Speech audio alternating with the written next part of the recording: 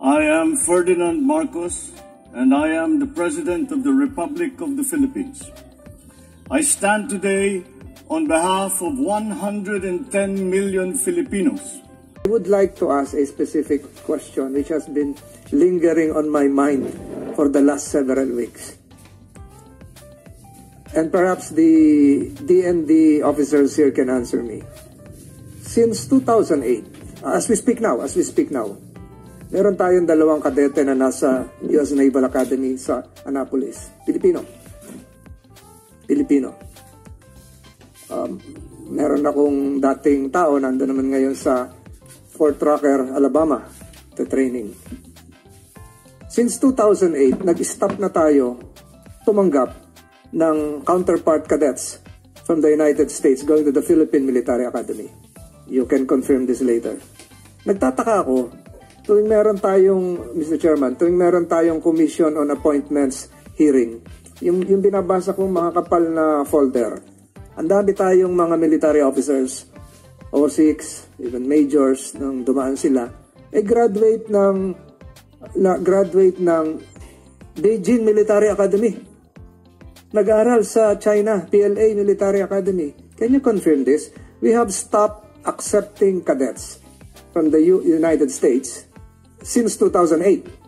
Now we're sending our cadets, PMA graduates or cadets, to the Beijing Military Academy. Ano pong dahilan nito? Tinigil natin yung ating pagtanggap ng kadete galing Amerika. Nagpapadala tayo ng kadete sa US Air Force Academy, US Naval Academy sa Annapolis, sa West Point. Subalit hindi tayo tumatanggap ng kadete galing sa Amerika, nagpapadala naman tayo ng kadete sa Beijing Military Academy sa China. Ano hong rationalin to? And hindi ko lang tinatanong pag may Commission on Appointments hearing, pero nakikita ko dun sa mga biodata, graduate ng Beijing. Paano nangyari to? Can somebody explain this? Doon tayo sa may treaty at ally natin, hindi tayo tumatanggap. Yung nag-aharas sa atin sa West Philippine Sea, pinapadala naman natin yung mga kadete natin galing PMA. Can somebody explain the rationale behind this? Kanina hindi ko na ni-raise alam mo, si Senator Tommy Duckworth, putol yung dalawang paa niya, na RPG yan sa Iraq. Helicopter pilot yan ng Iraq War. Senator from Illinois, kaalis lang ng building na to. So, can somebody explain this na paano nag-stop tayo noong 2008 tapos nagpapadala naman tayo sa Beijing Military Academy? DND? Sir, Your Honor. Is that correct? Background information that I got? I think so, Your Honor. What do you mean you think so? Tama. Right, Your Honor. Wala na tayong tinatanggap na, kasi nung araw, may mga general serving the US Army, graduate ng PMA. Yes, sir. Meron mga admirals, commodores, graduate ng Philippine Military Academy. Nag-aaral dito. Tayo naman, di ba, ang dami na napag-graduate natin sa Annapolis, sa West Point, etc. Pero ngayon, pinapag-graduate natin sa Beijing Military Academy. Tama yun? Your Chair, before I retired from the service, I was superintendent of PMA. And I asked that question also. Why US is stopped sending cadets to When did you PMA. retire, sir? 2013, sir. 2013. Wala pa si Rohen.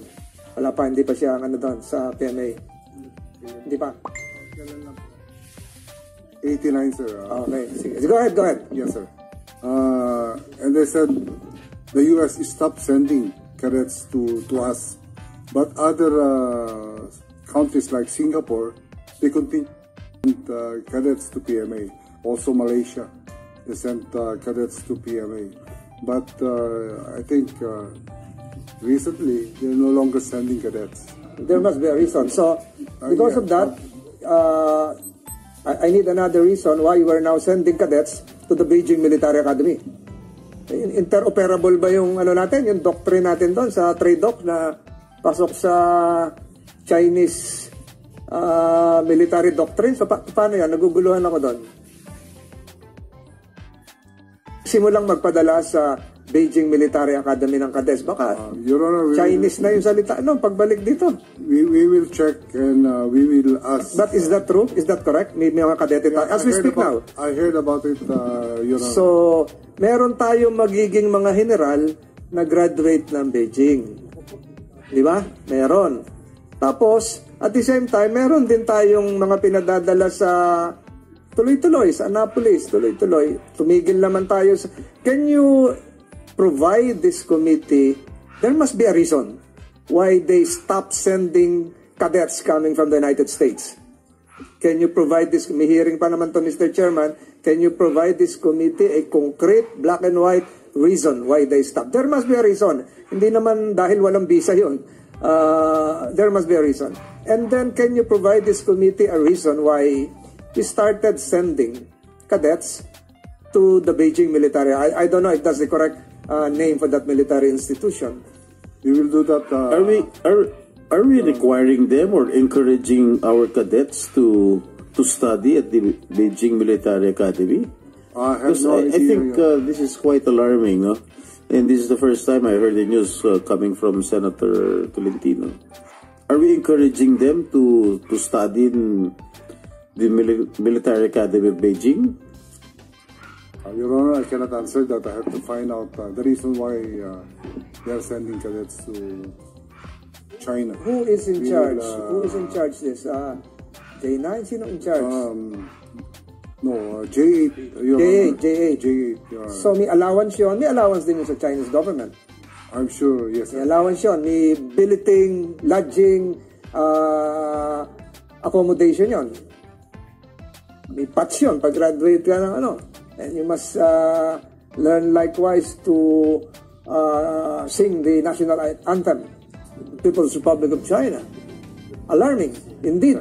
Mr. Chairman, sa Cebuano, salita doon, nalipong, nahilo. So, I think this has to be explained. This has to be explained. A lot of our young, we are promoting ROTC. We're about to revive ROTC. Yung pala, meron tayong pinapadala naman doon sa magulo to, Mr. Chairman. They're not there to not just to learn Chinese culinary and even use chopsticks. Di ba? Iba yung doktrina siguro doon. I just raised that, Mr. Chairman, for the information of this committee. Thank you for providing this vital information, and I'm as surprised as you are, because I don't think, or I don't know if the Defense Department or the AFP are encouraging our cadets to study. Yes, because I read an article. That's part of what we call Chinese promoting influence globally. Nandiyan yung sa entertainment. Kung mapansin mo, may mga pelikulang American na may Chinese influence. Nandiyan yung sa education. At sa ngayon, military. Nandiyan pa yung BRI, yung Belt Road Initiative.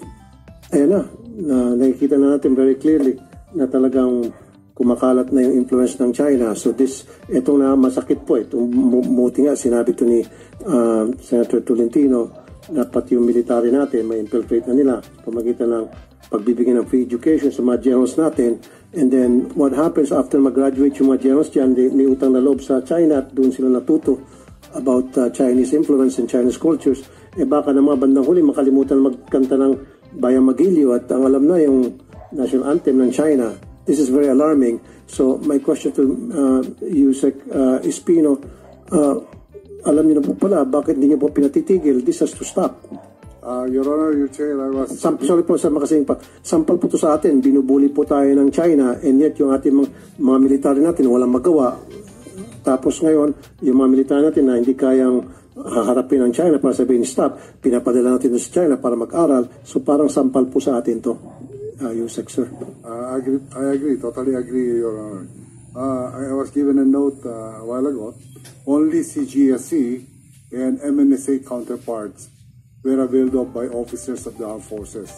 I have to check if there are cadets sent to China Academy. So, wala pa pong GSC counterparts and so mga Lieutenant MNSA. Colonel to. Lieutenant Colonel. Punta sa China. Yes, so, totoo, di ba? Whether cadets or what, mas mataas to, ano na to? Yes, sir. for senior officers. Hindi naman siguro 1 week lang to, di ba? Visiting the Great Wall, visiting...